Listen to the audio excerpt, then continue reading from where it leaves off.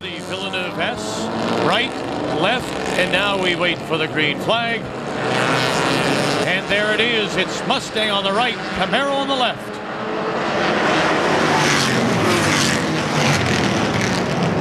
Wilkins has got the inside. He's protected himself. Does a whole shuffle back behind BMW in third.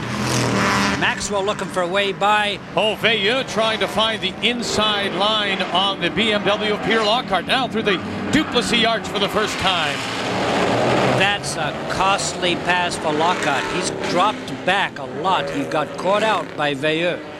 So Veilleux has moved up now into third place. In fact, a couple of cars have now gotten by that BMW, and it's falling back quickly. You can see already the cars snaking around under braking. Lockhart threatened by yet another car. Something has gone badly wrong for Lockhart. He has now dropped 1, 2, 3, 4, 5, 6, 7 positions. Down the Rue de Cologne, which is sort of a long right-hander, and now into the left as they come up to complete the first lap. Maxwell's been looking for a way by, and he's taken it away. Maxwell is a very, very aggressive driver, and now Wilkins tries to take it back, but no. Oh, he locked him up just a little bit. A puff of smoke there. Scotty Maxwell has got him, and he'll lead the first lap. Ford leads as they sprint down to the next. Let's look at the replay. Let's go on board with Peter Lockhart up ahead. Maxwell and Wilkins. Now from Wilkins we look back to Maxwell. Maxwell looking for a way by. What we'll also need to see is what was the miscue that cost the BMW so much. Now Veilleux's pass at the Duplessis arch getting by Lockhart.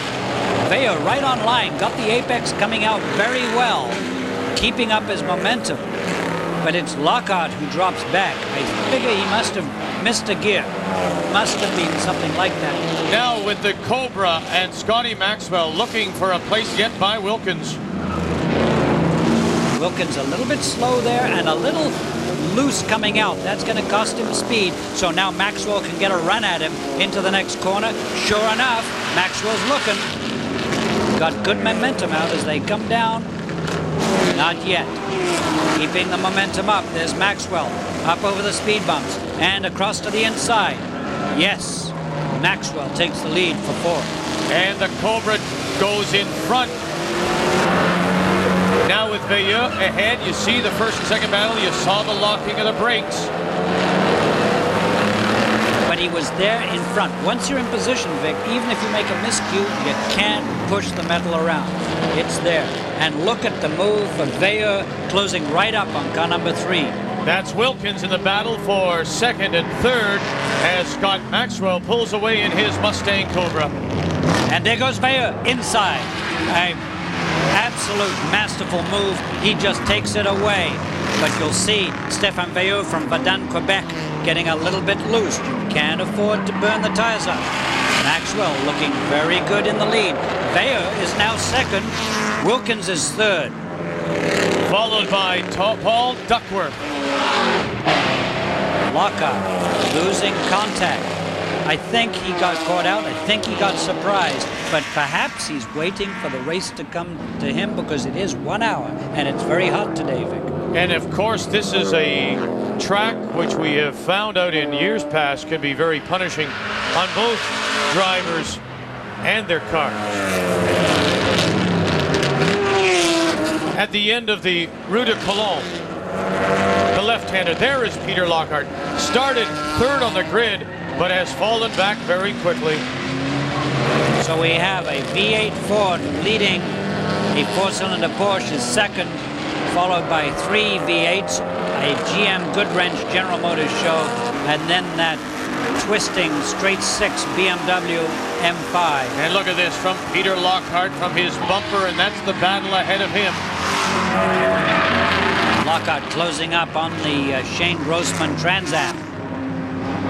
Veilleux looking extremely comfortable, setting out in pursuit of Scott Maxwell. Maxwell right at home here. Notice how very well he's driving that Mustang. Not sliding it at all, keeping the discipline up. So he's around at the finish. So it's Ford, Porsche, and then Camaro, Trans Am, and BMW. Falling into line underneath through this last turn onto the Avenue de Talon, Veilleux. Notice these Camaros seem to be quite high off the ground. Notice how their wheels are moving. This is a very bumpy racetrack. They need ride height. The BMW is very low, not a lot of suspension travel, tends to bounce a bit. And the Trans Am of Grossman going inside Duckworth. Duckworth holds on, and then Lockhart trying to take advantage of that little bit of confrontation between those three cars. That's not the wisest place to make a move, is it, through those S's? You take it anywhere you can get it. If Lockhart can find an opening, and he's finding one, he's inside, he presents himself, and goodbye, Mr. Grossman. Exactly, he gets it back going into turn one, and now we look back from Greg Wilkins to the number 2, the Camaro of Duckworth. Oh, there was a bubble as Duckworth goes inside, and right, a short move, and gets it. Now looking back from Wilkins to Lockhart. Lockhart moving up. One of the advantages of the BMW engine is it has lots of rev. You can use the rev band and stretch it out from corner to corner. There's Lockhart going alongside. Well, look at this. Scotty Maxwell very quickly is going into the pits. Now remember what we said. You either have to make a driver change or you have to simulate the driver change. That is one of the necessary things, the mandatory things you have to do in what in fact is a short sprint endurance race. Interesting strategy. Maxwell leading comes in the pits first and forces everybody else's hands. And look at this. Veilleux is coming in to match him. You see, the second place car is going to follow the first place car, and they're doing a change. Oh, no, they're getting out, and he gets back in. And now we have Lockhart leading Wilkins. I think we've got a change here. Looking in front, it looks like Lockhart has taken the lead. Isn't that interesting how we've seen this? Now there's granted a long way to go, but how these endurance races will come back to you, and that's what you suggested. Lockhart must have played it right, and we thought he was losing and in trouble. Guess what? No more Mr. Nice Guy. Lockhart leads from Paul Duckworth, who is second, Grossman third, and Wilkins has dropped to fourth. Yeah, but by the same token, let's remember now that these cars, they haven't made that mandatory pit stop. So as the race has come back to Peter Lockhart in the BMW, it'll likely come back for Scott Maxwell and Stefan Veilleux. Well, certainly for Maxwell, but not for Veilleux. I'm afraid the Dicom Porsche spent too long in the pits. That is a costly stop. In the scheme of things, a 1-hour enduro sprint. Lockhart. Boy, I tell you what, those walls come up very close to that BMW. The line much different for the Camaros and the Trans Am. Interesting too, Duckworth driving extremely well. Very, very smooth. Look how well he's driving that car. The Sony Bob Johnson Chevrolet Oldsmobile Camaro, not putting a wheel wrong, and that's so important at Three Rivers. 27 degrees centigrade, 60,000 spectators. A BMW leads from a Camaro and a Firebird. Now let me ask you, some people think that the warm weather will in fact lead to a stickier track. Sometimes though that brings out the oil in tracks, it makes it greasier. Absolutely. Vic, you're right, and I think that's what's happening here today, that the track will get more and more greasy. The question is, will that advantage the BMW or disadvantage the BMW? And look, once again, how well Paul Duckworth is driving. Take a notice as well, John, at the corners, some of them. Sometimes it's asphalt, sometimes it's cement. That's right. They use epoxy concrete to patch the track where it gives way, and they have repaved in sections. The Trans Am calibration is different from the Camaro. The Trans Am is moving up here as Lockhart leads. It'll be interesting to see how they take advantage of the track conditions. So it's a BMW in first, followed by a Camaro, followed by a Firebird. Peter Lockhart in his BMW M5 continues to lead here in Trois-Rivières. His co-driver Nick Morant is standing by if needed as the battle goes on for second and third between Duckworth and Grossman as we run down all the standings in the three classes. There you see the GS, while it is David White leading in sport class. And in touring, of course, it's the team of Craig leading Teach. Conditioning very important here. Lockhart in superb condition, and he needs to be because of the heat. Paul Duckworth, a young man, has advantage of youth. And Shane Grossman has been as far up the grid as he's ever been today, and looking behind that very talented Lee Bentham, the kart racer in the NTN Camaro. We've seen again, and we've seen in the past, how here is the BMW not being challenged, really able to pick up some time, as suddenly that Duckworth Camaro, where did he get that from? He's just pulled away from Grossman. That's right, the margin is changing slightly. I think Duckworth is getting into a rhythm, and he's been driving very smoothly. Now, Grossman has been throwing the car around a little bit, and eventually that starts to cost you as the race goes on and the track gets hotter. But by the same token, the point I was going to make is, here is Peter Lockhart, not bothered. He gets into a rhythm. He says, you know, fellas, you can fight it out if you want. I'm just going to pull away. Looking now at the number 13 Porsche, ahead of the Dicom Porsche. And that's driven by Lelev, who's behind the wheel, and Reynald Hamlin. Hamlin's been coming to Three Rivers for about 15 years. They live for this race. This is very important to them, and they're doing very well, Vic. Well, there's no doubt. I mean, Hamlin, as you say, the native of Trois-Rivières, this is God's race to the people of Quebec. Absolutely. There is a Grand Prix in Montreal, but to the racers, all of them want to drive at Trois-Rivières, as Liliev makes his way through the Duplessis Arch, and then the quick left-hander up to Boulevard du Carmel. Ahead of Wilkins. Wilkins having dropped back, and BMW of Lockhart having pulled ahead. Interesting change, and we're not even 20 minutes into the race. You made the point about suspension setup, and it's curious to watch how little play there is in the suspension of this BMW. Physically, that must be more challenging than on Lockhart. Well, I think so, but Lockhart's in very good shape, and you know, that makes the car very precise. At the same time, the car is quite heavy, but I can remind you, it has the flexibility of that six-cylinder engine. Very, very high revving. He can stretch it from corner to corner and maybe save a gear change here and there.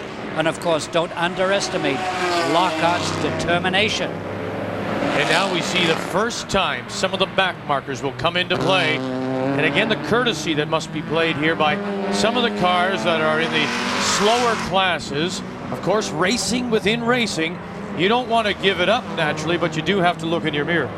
As we look in our mirror, we look back to the sport class, and this is the team of David White, Greg Stuzik in their Eagle Talon. A great battle between David White and John Shirk in this class. The Talon has the edge at the moment as they come under the arch. It is a strange corner, too. Look at this. I mean, you listen. That's the sound of the right front tire getting torn up. Lockhart has to watch it in his impatience to lead. As we look back to the touring leader, this is Mark Craig. You can hear some squealing there as well. Mark Craig, that's where the car's got a little light at the back end. These smaller classes. The front drive car really puts a load on that front corner. Rear drive cars have a little better weight balance, and it's all on how you treat your tires, as Veilleux is trying to come back behind him. A long way to go. Remember, treating your tires right will win you the race here. Now there should be really no battle here, as Veilleux simply blows the doors off. Back to our leader, Peter Lockhart. Speaking of doing the job, Lockhart still driving solo, still being very patient and not using the car up, using all of that BMW's straight six power to stretch from corner to corner. And I can't overemphasize how important it is to be able to carry a shift so that you can stay in one gear, go from one corner to the next, and save one shift. Every time you save a shift, you save the car, you save yourself. And Maxwell is closed right up again. Now we look back from Wilden to the Cobra of Scott Maxwell that seems to have regained its composure. A tough racetrack under the arch. A long straightaway. There goes Wilden. Dives to the inside, going up the straightaway. Now this is the prime passing area, right at the end of this straight on the Boulevard du Carmel. Door handle to door handle. As they come up, under braking. Wilden is on the inside. Veilleux lets him go. Tucks him behind. Maxwell behind him as they sprint down to the next turn, down the Rue de Talon. Isn't it interesting? He had the line on that turn right at the top of the straight. You have to wonder, though, about Scott Maxwell's car, that Mustang Cobra. Is it healthy? Car's handling very well, but this track's very, very tough on brakes, and he's already complaining at half distance that he's having problems with the brakes. Hopefully they'll last another half an hour. Well, isn't that something? It's exactly what you thought, the brakes. So obviously, if he hasn't got the brakes, he can't go in as deep or as fast. You've got to let the people through. That's right. That's why he's jamming the transmission into gear, trying to slow down with the engine. Lockhart in the pits. All right, now let's find out now. They could make the driver change to Morant, or they could just simulate. Now Lockhart was in the lead. He comes in the pits now. Everybody else goes by. His stop is late. Everybody else's stop is early. I think Lockhart's going to be out. I think, yes, Lockhart gets out. And Nick Morant will take over in the BMW M5. So Morant is in, and as we look, there goes Shane Grossman into the lead because Morant is just leaving the pits now. So we have a new leader, and we've got about 20 laps to go. Well, I tell you what, that's what endurance racing is all about, getting everything right. And now Shane Grossman, and look at this, he's gotten hung up behind one of the slower cars in other classes. Now, I'm sure there is a pit lane speed limit, but my goodness, I'm sure he would have come in a little quicker than that. Stuck behind that Nissan 300ZX. And what does that mean? That means that we now have a new leader. Guess what? It's the number 2 Bob Johnson Camaro. Grossman must be steaming. He's really held up. So that now they make He's the leader in Grand Sport ahead of Wilden and Veilleux. Nick Morant now in that BMW runs 5th. David White, the leader ahead of John Shirk in sports. While in touring, it's Jocelyn Hebert, the leader. Welcome back to Trois-Rivières. There is your leader. Maybe surprising some of you in Paul Duckworth, Kenny Wilden, followed by Veilleux. David White continues to be the leader in sport class. While in touring, it's the team headed by Bob Armstrong. Here's your battle in sport. That's John Shirk in that Honda SRV. And look at Stuzik off the course. Oh, and he's going right into the pits. Something's gone wrong with his car. He went right up on the sidewalk, and he's driven straight into the pits. And the way he's limping in, it looks like he's got the right front. Can you see the right front tire has gone right back into pit lane now, and you can see David White. He's the co-driver of the car with Greg Stuzik, still trying to sort out that cut front tire, and your leader, Paul Duckworth, is in. Okay, now we'll find out whether Duckworth's going to stay in the car. Notice the dust coming off the brakes dust. when they come in. There's something we should remember. We'll come back to it. Duckworth's getting back in, and now we'll find out. The key to these pit stops, get in and out, is to be able to get back in. So we go back to our new leader. And that is Kenny Wilden. Wilden followed by Schill at this point in the race, but Schill some positions back. Yeah, he's a back marker and not a factor right now in Grand Sport. And we have a car off the track. That is the number 4. That is Greg Stuzik.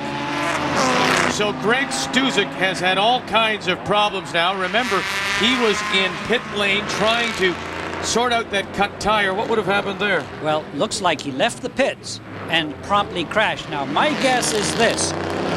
If you don't slow down just a few seconds a lap before you come into the pits, and he came right off the track with a cut tire right into the pits, your car's too hot, the brakes are too hot, you sit there, the brakes will heat sink, and you'll boil the fluid. So he must have left the pits and lost his brakes. You go into the first corner, press the pedal, goes to the floor, bang, you're in the wall. I suspect that's what's happened to him. The pros cool the car off, lose 3 or 4 seconds in a lap coming into the pits, and then they just pump the brakes as they leave the pits to make sure they got pedal effort. Stuzik, the rookie, probably didn't do that, and that's going to be costly because that Talon was leading the class. But Wilden has made no mistakes so far. And here comes Stuzik back. And I tell you what, if David White wasn't happy with his co-driver before for going off course and cutting the tire, he certainly won't be happy now. They're going to try and tape it up. But yeah, no, they're taking it right off. That's the smart thing. And now he's got to pump up his brakes and see if he's got any brakes left. Now, the same thing happened to Maxwell. Here are the final standings in Grand Sports. Wilden Wilkins, the winner, Stefan Veilleux. Paul Duckworth finishes 3rd, but imagine where he would have been had he not had that problem in that simulated pit stop. Remember all the problems? Have stretched it now over Peter Lockhart and Paul Duckworth. Wilden and Wilkins are your winners in Trois-Rivières. John Shirk is the winner in sports class in his Honda, ahead of the injured White and Stuzik Eagle Talon. It's now 20 over David White, but it wasn't easy here at Trois-Rivières. And congratulations to Benoit Thiege, who wins in touring, his first ever. Jocelyn Hebert, though, continues to lead the standings by 10 over Armstrong and Craig. And Benoit Thiege can celebrate a win in Trois-Rivières. 3 classes, 3 sets of winners take to the podium stand here in Trois-Rivières. It was quite a race. Kenny Wilden and his team, Greg Wilkins, the winner in Grand Sport.